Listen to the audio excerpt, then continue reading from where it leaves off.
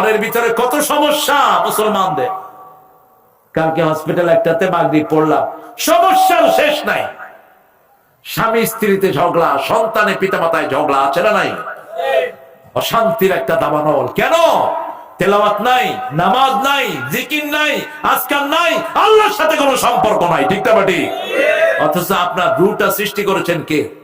কোত্থেকে আসছে এটা? আসমান থেকে। কোত্থেকে? এদেরকে আসমানি খাওয়া দিবেন।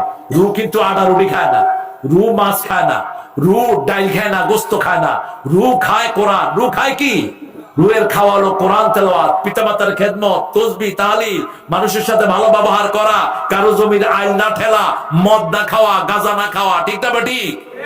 আর শরীর পুষ্ট হয় ডাইল আলু খেলে, আর রূহ পুষ্ট হয় তেলাওয়াত করলে। সে আল্লাহ রাব্বুল আলামিন বলছেন, ফাকরাউ মা তায়াসসারা মিনাল কোরআন।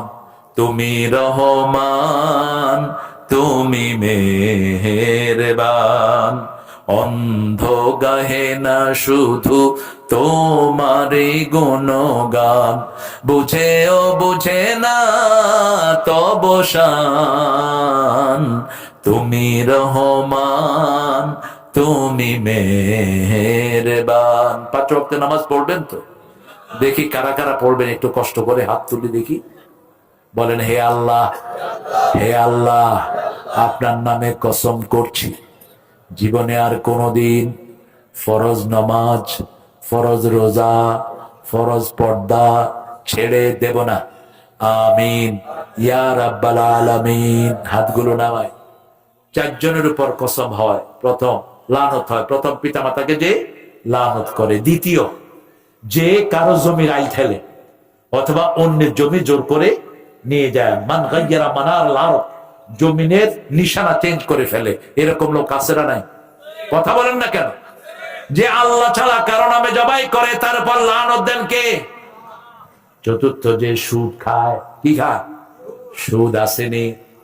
রাসূল বলছেন, শেষ জামানায় মসজিদ ভর্তি মুসল্লি দেখবে, একজনও মোমেন না, একজনও মোমেন না। সাহাবায়ে কেরাম বলেন, ইয়া রাসূলুল্লাহ কেন? বলছি, ইদা আকালুর রিবা ওয়া শারাফুল বিনা, যখন সুদ খাবে, বড় বড় বিল্ডিং বানাবে, বুঝবা কেউ মোমেন নাই। আমরা সুদ ছেড়ে দিব। রাজি আছেন তো? কথা কন না কেন?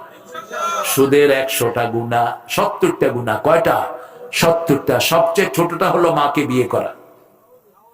সবচেয়ে বড়টা হলো আল্লাহ আল্লাহ রাসূলের বিরুদ্ধে যুদ্ধ করা। যুদ্ধ করতে পারবেন?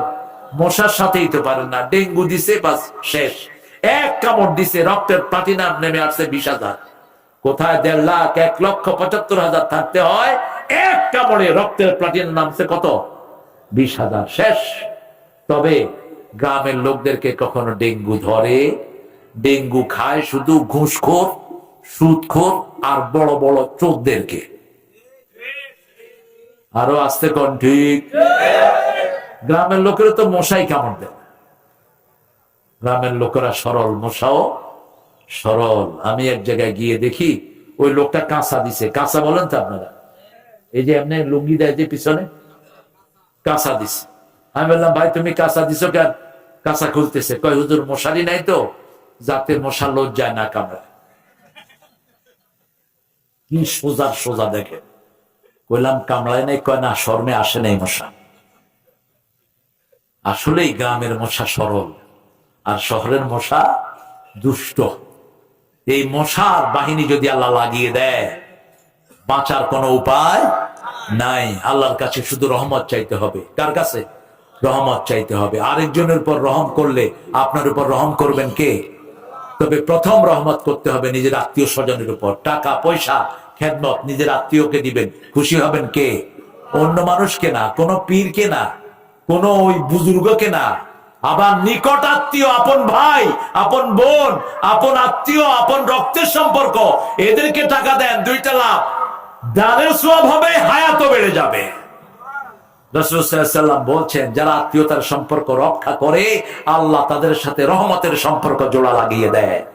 আর যারা আত্মীয়তার সম্পর্ক রক্ষা করে না, তারা পুলসিরাত পুল পার হতে পারবে, তাদের জন্য জাহান্নাম অপেক্ষা করছে। আল্লাহ আমাদেরকে মাফ করে দেন। পড়েন, সুবহানাকা আল্লাহুম্মা ওয়া বিহামদিক আশহাদু আল্লা ইলাহা ইল্লা আনতা আস্তাগফিরুকা ওয়া আতুবু ইলাইক।